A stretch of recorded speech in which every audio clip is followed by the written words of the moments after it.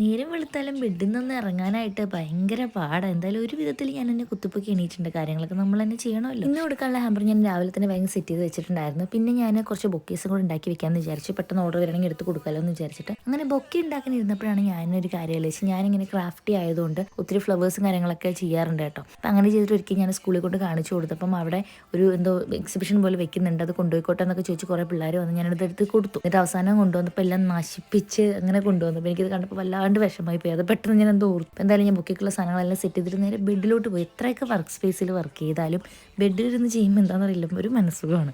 അങ്ങനെ ഒരു യുദ്ധത്തിന് ശേഷം ഞാനൊരു 3 ബൊക്കെ സെറ്റാക്കിയിട്ടുണ്ട്. എനിക്ക് എന്താണെന്നറിയില്ല, ബൊക്കെ ഉണ്ടാക്കാൻ മാത്രം ഉള്ളൊരു കഴിവ് എനിക്കില്ലെന്ന് തോന്നുന്നു. ഞാൻ കുറേ ട്രൈ ചെയ്താലാണ് എനിക്ക് ഇങ്ങനെയെങ്കിലും സെറ്റാക്കി കിട്ടുന്നത്. ഏതായാലും ഞാൻ ബൊക്കേസൊക്കെ സെറ്റാക്കിയപ്പോഴേക്കും എനിക്ക് നല്ല വിശപ്പുണ്ടായി. അപ്പോൾ ഞാൻ എന്തെങ്കിലും കഴിക്കാമെന്ന് വിചാരിച്ചു തന്നു. ചോറും മാങ്ങാച്ചാറും പിന്നെ നമ്മുടെ ബീട്രൂട്ട് പച്ചടിയാണ് ഉണ്ടാക്കിയത്. മഞ്ഞപ്പൊടി കുറച്ച് കൂടിയതുകൊണ്ട് കളറിന് ഇച്ചിരി കുറവുണ്ടെന്നാലും കുഴപ്പമില്ല, ഞാനല്ലേ കഴിക്കണേ. പിന്നെ ഇന്നത്തെ താരം നമ്മുടെ സോസേജ് പനീർ കറിയാണ്. അതിൻ്റെ ഒരു സ്പെഷ്യൽ ഐറ്റമാണ്. നന്നായിട്ടുണ്ടായിരുന്നു, എന്തായാലും കൊള്ളാം. അങ്ങനെ അതൊക്കെ കഴിച്ചൊരു വീഡിയോ കൂടെ സെറ്റാക്കിയിട്ട് ഞാനതേ പോവുകയാണ്. Bye bye.